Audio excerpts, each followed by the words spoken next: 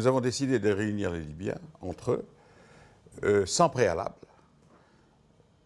parce que nous avions fait donc ce constat qui était les Libyens ne se parlent qu'à travers des intermédiaires.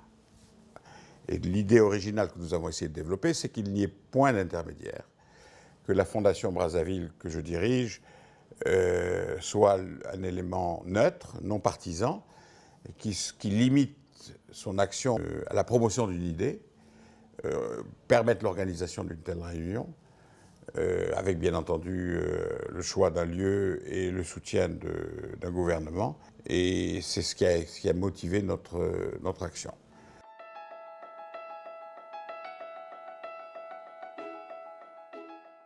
Le Sénégal est un pays africain, mais qui est resté totalement neutre, qui jusqu'à présent n'a pas d'ambition pour la Libye, n'est pas à la recherche de dividendes futurs ou d'influence sur qui va gouverner ou pas gouverner la Libye.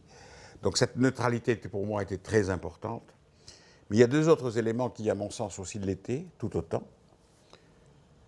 Le fait que le Sénégal soit 95% musulman, terre africaine donc, 95% musulmans, pas très éloigné du territoire libyen, et un pays dont la démocratie a été instaurée depuis de nombreuses années et considérée par le reste du monde comme un exemple de démocratie. Et le fait que le président Macky Sall, que je respecte au plus haut point, ait accepté que son président de l'Assemblée nationale, M. Moustapha Niasse, mon ami, joue les facilitateurs malgré son grand âge, malgré le fait qu'il soit fatigué, va, je pense, également inspirer tous les participants et le Sénégal aura joué un rôle essentiel dans cette nouvelle approche.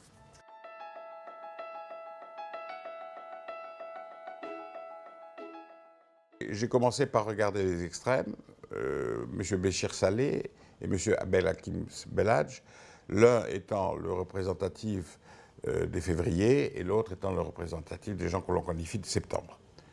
Ces deux extrêmes absolus. J'ai commencé une démarche auprès de ces deux personnalités en établissant la réunion absolue sur une donnée claire, la Libye.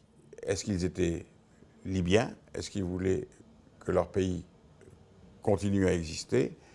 Et est-ce qu'ils étaient suffisamment nationalistes pour transcender leurs différences?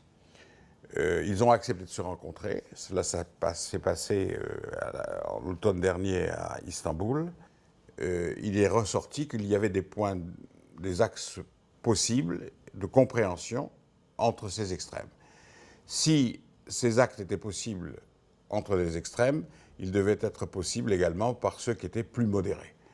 À charge pour chacun d'aller voir ceux dont ils étaient les plus proches pour les convaincre que cette réunion, ce dialogue interlibyen pouvait donner des résultats et des fruits. Et c'est ce qu'ils ont fait. Ils ont travaillé pendant des mois, je dois dire, pour convaincre leurs amis respectifs. Et nous en sommes là aujourd'hui.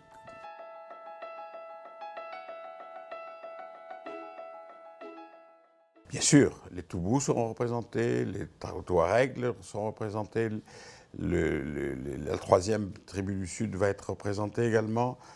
Nous aurons des gens de Misrata, nous aurons des gens de tout le monde, nous aurons même des gens de Haftar, puisque Haftar a accepté de déléguer 2 représentants. Et ce qui est intéressant aussi, c'est la présence de très proches de Saïf el-Islam.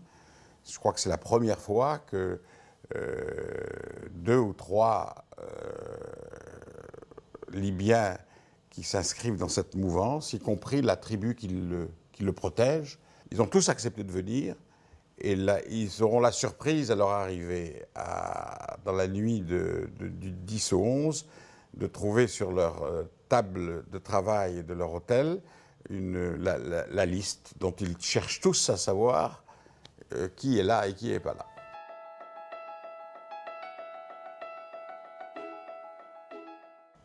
Nous avons la chance que le président Macky Sall a accepté que le président de l'Assemblée nationale, qui est le numéro 2 du régime, M. Moustapha Niasse, soit le facilitateur, qui a une grande habitude des conférences internationales et des débats de ce genre. Il a participé aux négociations sur le Tchad, il a participé aux négociations sur le Congo-Kinshasa, il a aidé à la fin de l'apartheid.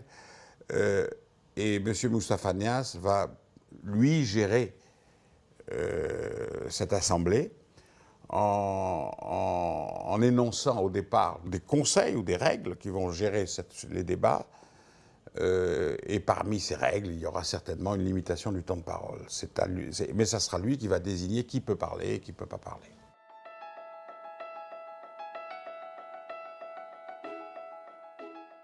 Nous allons essayer que d'eux-mêmes sortent quelques thèmes qui leur sont à cœur. Nous ne doutons pas, par exemple, que parmi les thèmes qui leur sont à cœur et qui seront probablement abordés, mais de leur volonté, les problèmes des élections, les problèmes d'une nouvelle constitution, les problèmes de la justice. Quelle justice pour la Libye? C'est un des points qui me semble le plus difficile à rompre et à accéder, mais qui pourra, à mon sens, si un accord pouvait se trouver, pouvoir débloquer beaucoup de dialogues, beaucoup d'ententes et beaucoup de raisons.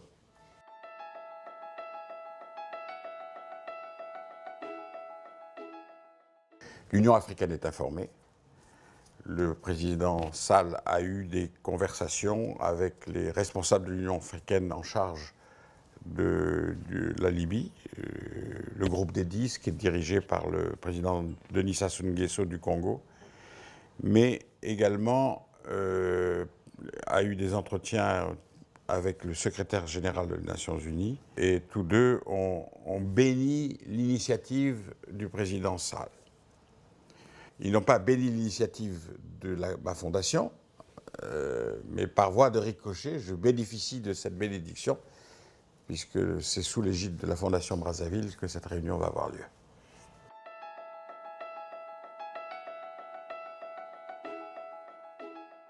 Je crois à la notion de dynamique.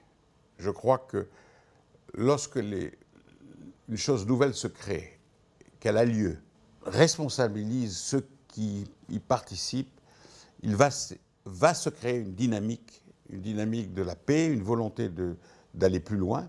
Je n'envisage pas une seconde que nous allons régler les problèmes de la Libye en 3 jours, ça serait une utopie. Mais nous allons, j'espère, ouvrir une nouvelle voie, une nouvelle approche, mais qui finalement va d'ailleurs s'inscrire dans le grand plan des Nations Unies, qui sera une grande conférence sur la Libye, une nouvelle constitution, des élections. Nous n'allons pas contre cela, nous essayons de l'accompagner, peut-être le précéder. Le fait qu'il soit déjà là est déjà